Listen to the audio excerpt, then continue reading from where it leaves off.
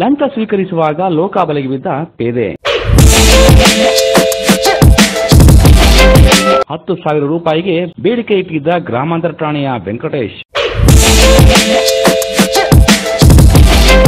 5,000 ಕೊಡಲು ಮುಂದಾಗಿದ್ದ ಅಂಕನಹಳ್ಳಿಯ ನವೀನ್. ನಮಸ್ಕಾರ ಸ್ನೇಹಿತರೆ, ಪರ್ವ ಟಿವಿಗೆ ಸ್ವಾಗತ. ಸ್ನೇಹಿತರೆ, ಅಂಕನಹಳ್ಳಿ ಗ್ರಾಮದಲ್ಲಿ ನಡೆದಿದ್ದ ವ್ಯಾಜ್ಯವೊಂದರ ಸಂಬಂಧ ಪ್ರಕರಣ ದಾಖಲಿಸಲು ವ್ಯಕ್ತಿಯಿಂದ 5,000 ರೂಪಾಯಿ ಲಂಚ ಪಡೆಯುತ್ತಿದ್ದ ವೇಳೆ ಮಳವಳ್ಳಿ ಗ್ರಾಮಾಂತರ ಪೊಲೀಸ್ ಠಾಣೆಯ ಮುಖ್ಯ ಪೇದೆ ಗುರುವಾರ ಸಂಜೆ ಲೋಕಾಯುಕ್ತರ ಬಲೆಗೆ ಬಿದ್ದು ಕ್ಯಾತಂಗೆರೆ ಬೋರೆಯಲ್ಲಿ ಮುದ್ದೆ ಮುರಿಯುತ್ತಿದ್ದಾರೆ.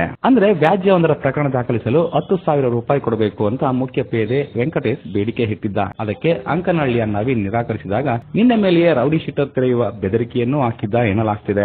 ಇದರಿಂದ ಬೇಸತ್ತ ನವೀನ್ ಲೋಕಾಯುಕ್ತ ಪೊಲೀಸರಿಗೆ ದೂರು ನೀಡಿದ್ರು. ಆಗ ಲೋಕಾಯುಕ್ತ ಪೊಲೀಸ್ ಅಧಿಕಾರಿಗಳು ನೀಡಿದ ಸೂಚನೆಯಂತೆ ಗುರುವಾರ ಸಂಜೆ ಪೊಲೀಸ್ ಠಾಣೆಯ ಮುಂಭಾಗದಲ್ಲಿರುವ ಜ್ಯೂಸ್ ಬರ್ಗ್ ಅಂಗಡಿಯಲ್ಲಿ 5,000 ರೂಪಾಯಿ ಮುಂಗಡ ನೀಡುತ್ತಿದ್ದಾಗ ಲೋಕ ಪೊಲೀಸ್ ಅಧಿಕಾರಿಗಳಾದ ಬ್ಯಾಟರಾಯಿಗೌಡ ಕುಮಾರ್ ನೇತೃತ್ವದ ತಂಡ ದಾಳಿ ನಡೆಸಿ ಹಣದ ಸಮೇತ ವಶಕ್ಕೆ ಪಡೆದಿದ್ದಾರೆ. ಬಳಿಕ ಮುಖ್ಯ ಪೇದೆಯನ್ನು ನ್ಯಾಯಾಲಯಕ್ಕೆ ಹಾಜರುಪಡಿಸಿದ್ದು ನ್ಯಾಯಾಧೀಶರು ನ್ಯಾಯಾಂಗ ವಶಕ್ಕೆ ಒಪ್ಪಿಸಿದ್ದಾರೆ. ಇಷ್ಟಕ್ಕೆ ಇದು ಹೆಚ್ಚು ಕಡಿಮೆ ಮುಕ್ತಾಯ ಆಗಬಹುದು.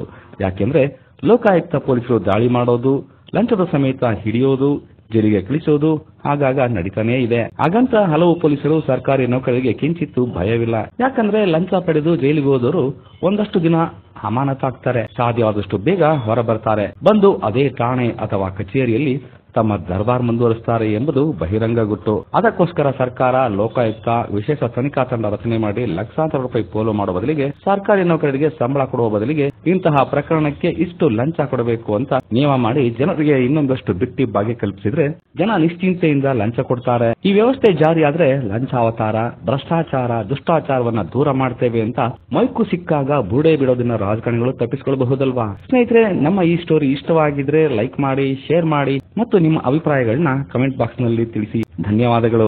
ನಮ್ಮ ಯೂಟ್ಯೂಬ್ ಚಾನೆಲ್ ನ ಸಬ್ಸ್ಕ್ರೈಬ್ ಆಗಿ, ಲೈಕ್ ಮಾಡಿ, ಪಕ್ಕದಲ್ಲಿ ಕಾಣಿಸೋ ಬೆಲ್ ಐಕನ್ ನ ಕ್ಲಿಕ್ ಮಾಡಿ.